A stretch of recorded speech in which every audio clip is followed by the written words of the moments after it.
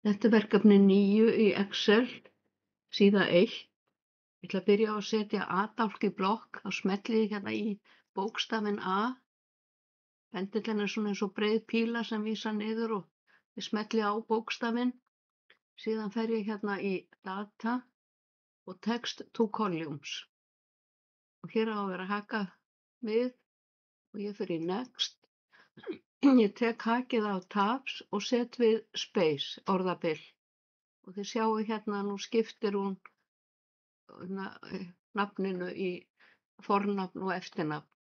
Ég fer í Next og Finish og þá sjáum við að hún er búin að skipta í 2 dálka. Ég ætla að breikka B-dálkinn, þá get ég farið hér á milli og bendillinn verður svona eins og ör sem vísar í 2 áttir og ég tvísmelli.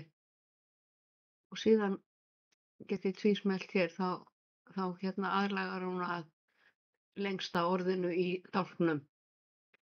Og ég ætla að vista.